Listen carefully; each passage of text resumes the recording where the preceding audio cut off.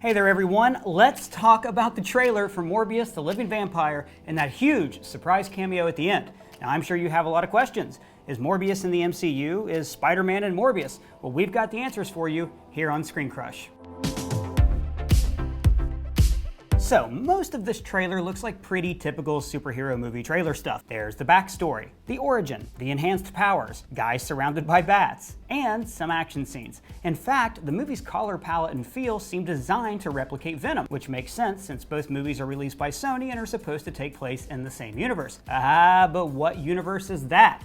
We get our first clue that universes are about to collide here. Morbius walks past street art of Spider-Man, with Murderer graffitied across him. Now, if you remember, this calls back to Spider-Man Far From Home's ending. Spider-Man attacked me for some reason. He has an army of weaponized drones, Stark technology. Quentin Beck framed Spider-Man for murder and then revealed his secret identity to the world. So, this, right away, makes it seem like Morbius is taking place in the interconnected Marvel Cinematic Universe. But it's not. Notice the logo at the beginning says in association with Marvel, not Marvel Studios like an official MCU movie would. So, what the heck is the difference? Well, some of you probably know this already, but bear with me because I'm about to explain how all of this interconnects. Because I want you to understand. Marvel Studios does not own the film rights to Spider-Man. Those rights are owned by Sony Pictures, and they kind of share them with Marvel Studios. So until now, there have been two kinds of Spider-Man films, ones that cross over with the MCU, like Homecoming, and ones that stand alone, like Venom. So Venom is in its own cinematic universe, unconnected from the MCU. Like a turd in the wind. But for a decade, Sony has wanted their own cinematic universe, filled with Spider-Man characters that they own the rights to. Now, most of these characters are villains, so they're making villain-centered projects like Venom, Morbius, and the in-development Kraven the Hunter. Now, none of these projects have had any MCU connections until today. Michael Keaton's character, Adrian Toomes, aka the Vulture, appears at the end of the Morbius trailer. Michael Morbius. Got tired of doing the whole good guy thing, huh? What's up, Doc? What? This implies that Morbius takes place in the same universe as Thanos' Snap, Wakanda, and the Guardians of the Galaxy. For answers, we turn to Marvel Studios president Kevin Feige.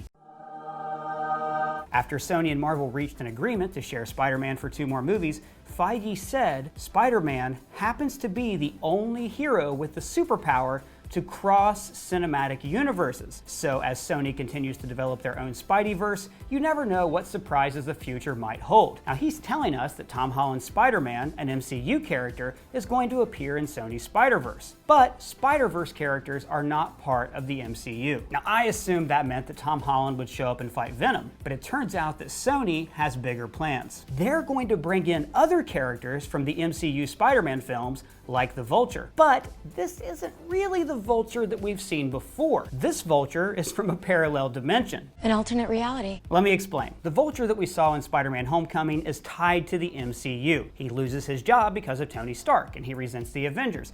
But in the Sony-owned movie, they're not allowed to use any characters that are part of Marvel Studios. So that means that this Vulture will have a different origin, totally unrelated to the Battle of New York or Tony Stark. Similarly, Spider-Man will have to be different. Even if Tom Holland appears in this movie, he technically won't be the young protege of Tony Stark, and Quentin Beck was not a disgruntled Stark employee.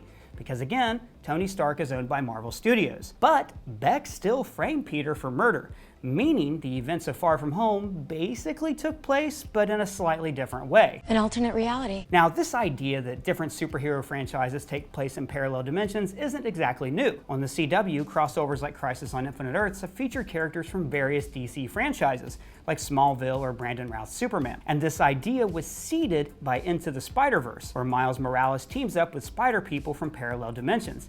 And in the comics, characters from different eras and companies have been crossing over for decades. Still, this could be confusing for someone who now thinks that Blade can hunt Morbius or the Guardians of the Galaxy can visit a planet of symbiotes. That's not the case. So you might be wondering, if this is so confusing, why is Sony doing this? The franchise rights alone will make us rich beyond our wildest dreams. Yes, money. But also, I think they're building up to something.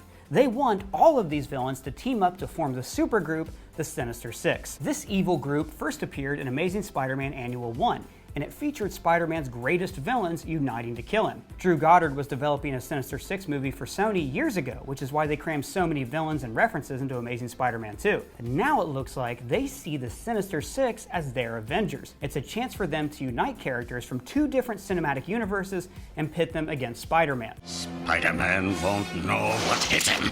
Let's do a head count.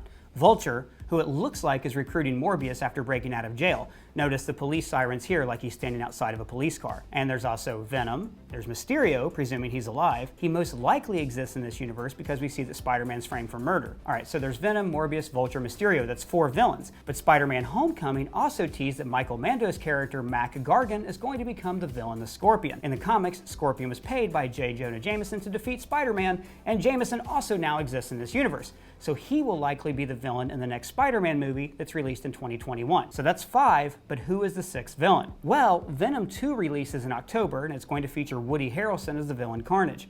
But he's facing off against Venom, so I doubt they'll be teammates. The most likely candidate is Kraven the Hunter, because Sony is developing a solo movie for him as well. Now, like Mysterio and Vulture, he was a founding member of the original Sinister Six. Or it could be that a Sinister Six movie will introduce a new villain, like Dr. Octopus, who will bring the whole team together. I am your new leader.